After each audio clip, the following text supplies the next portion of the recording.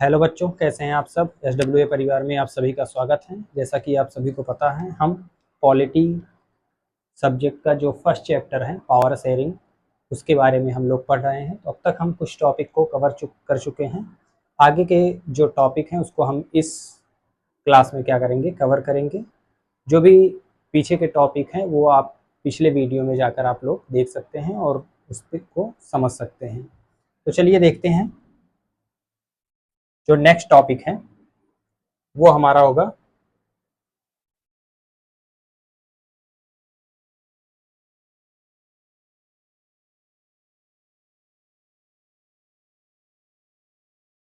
Next topic हमारा है why power sharing is desirable.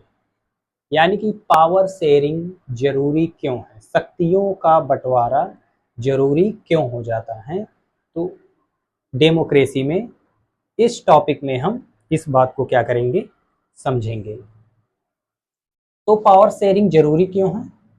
Power sharing इसलिए जरूरी है कि डेमोक्रेसी के जो तीनों स्तंभ होते हैं, लेजिस्लेटिव, एग्जीक्यूटिव एंड जुडिशरी, इन तीनों को मिलाकर जो गवर्नमेंट की जो पावर होती है उसको क्या किया जाता है, एक दूसरे के जरिए जो है डिवाइड किया जाता है।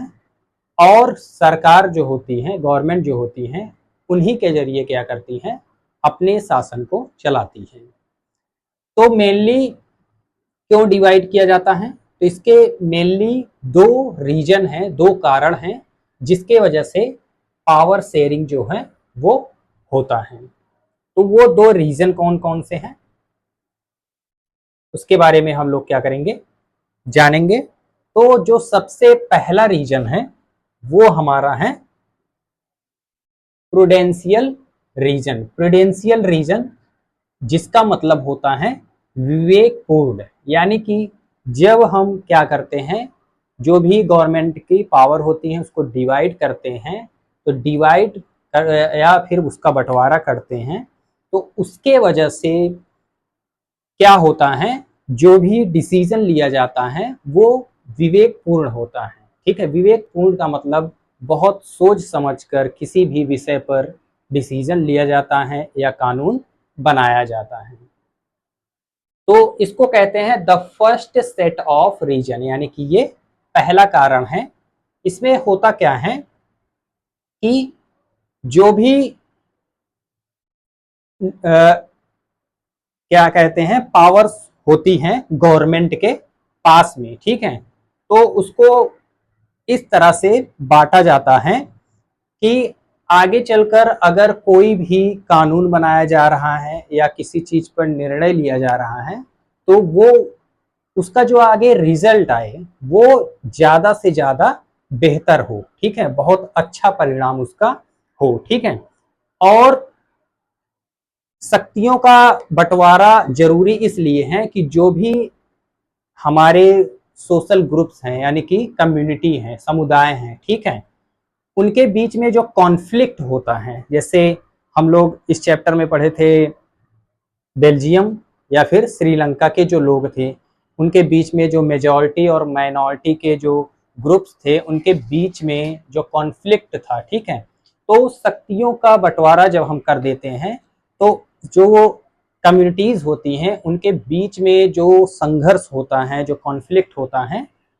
उसकी संभावना क्या होती है, बहुत कम हो जाती है कि बहुत ज्यादा कॉन्फ्लिक्ट ना होने पाए। तो इसलिए हम क्या करते हैं, शक्तियों का बंटवारा जो है करते हैं। और जो पहला रीजन है वो है कौन सा, प्रूडेंशियल। इसमें बताया गया है it emphasizes that power sharing will bring out better outcomes. Power sharing is good because it helps to reduce the possibility of conflict between social groups. अभी बताएं कि जो भी सोशल ग्रुप्स के बीच में जो भी कॉन्फ्लिक्ट होता है, ठीक है, उसमें हमें बहुत ज़्यादा मदद मिलती है क्योंकि हम कॉन्फ्लिक्ट को क्या कर सकते हैं, कम कर सकते हैं। Since social conflict often leads to violence and political instability, जिसके वजह से जो भी कॉन्फ्लिक्ट होते हैं, ठीक है, उनको हम पूरी तरह से रोका जा सकता है, नहीं तो उससे कॉन्फ्लिक्ट होता है, उसके वजह से हिंसा होती है, ठीक है, यानी कि वायलेंस होता है। और जो भी पॉलिटिकल पार्टियां हैं उनके बीच में क्या है, इन स्टेबिलिटी यानी कि अस्थिरता आती है। तो जो पहला रीजन है वो कौन सा है, प्रूडेंशियल रीजन। उसके बाद दूसरा जो रीजन हमारा आ जाता है वो हो जाता है, अभी इसी में देख लेते हैं प्रूडेंशियल में और आगे क्या होता है, क्या इसके बंटवारे की वजह से। तो जब हम क्या करते हैं, पावर शेयरिंग करते हैं यानी कि शक्तियों का बंटवारा करते हैं, तो उसके वजह से जो गवर्नमेंट है उसमें क्या आती है, स्टेबिलिटी आती है, ठीक है। जो भी पॉलिटिकल पार्टियां होती हैं, जो भी ऑर्डर पास करती हैं, ठीक है, वो सब जो भी पार्टी के जो भी मेंबर्स होते हैं वो सब मिलकर जो है कोई भी निर्णय लेते हैं। तो उसमें जो भी लोग होते हैं मेजॉरिटी कम्युनिटी के, ठीक है, या फिर दूसरे भी जो लोग होते हैं उनके बीच में क्या होता है, धीरे धीरे करके उनके बीच में सुधार किया जाता है। तो इसमें बताया गया है power sharing is a good way to ensure that stability of the political order, imposing the will of majority community over the other may look like a better option, but in the long run it gradually weakens the unity of the nation। अब देखिए, अगर power sharing की जाएगी और जो majority हैं और minority हैं सबके लिए समान अधिकार समान कानून बनाया जाएगा, तो मेजॉरिटी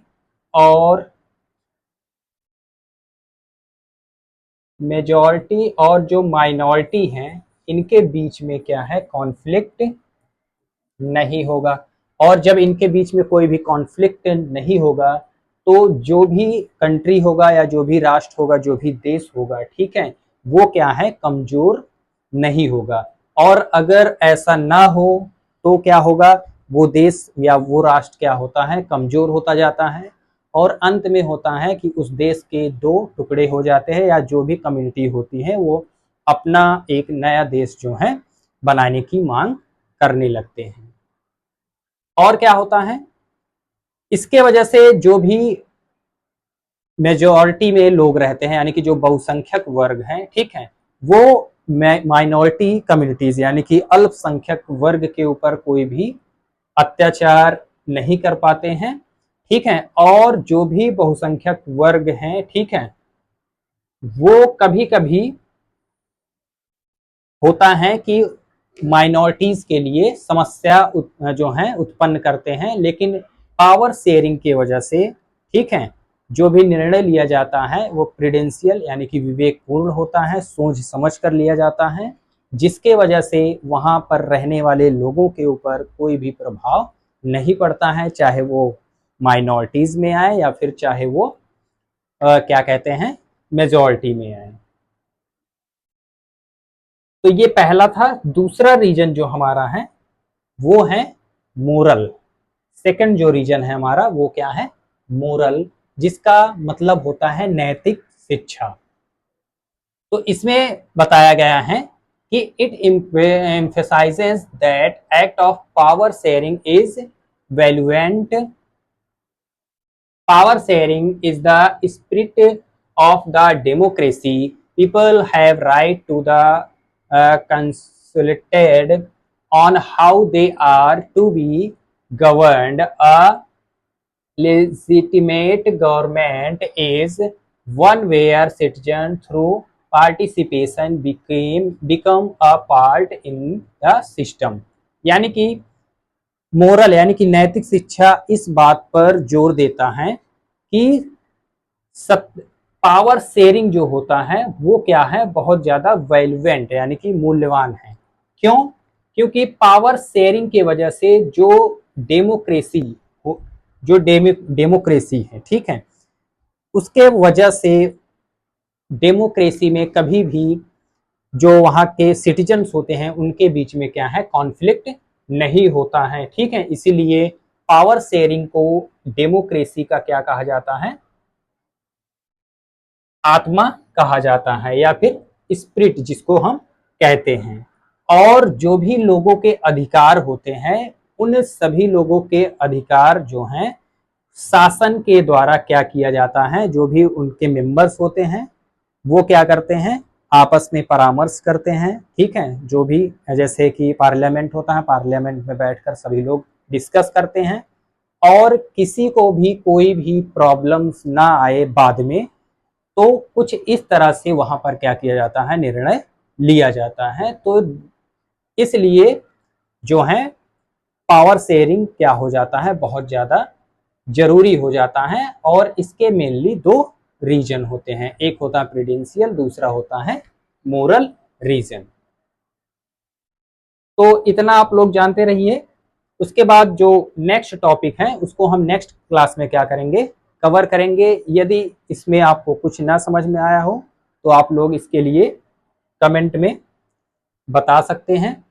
मेनली इसमें कुछ नहीं है, पावर शेयरिंग क्यों क्यों जरूरी है, तो इसका मेनली दो रीजन है। एक है प्रूडेंशियल, जिसको हम विवेकपूर्ण कहते हैं, ठीक है। इसके वजह से कॉन्फ्लिक्ट को क्या किया जाता है, रोका जाता है। और जो भी निर्णय लिया जाता है सिटीजन्स या नागरिकों के लिए, वो विवेकपूर्ण तरीके से एकदम सही डिसीजन लिया जाता है, ताकि लोगों के बीच में, चाहे मेजॉरिटी या माइनॉरिटीज के बीच में, कोई भी कॉन्फ्लिक्ट ना हो।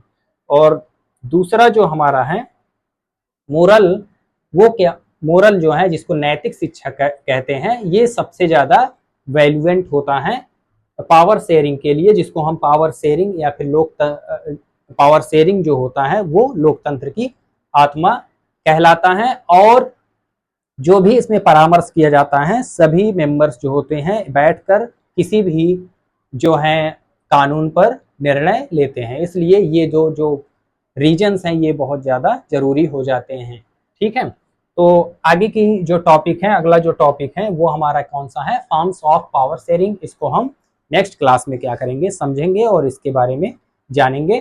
तब तक के लिए धन्यवाद।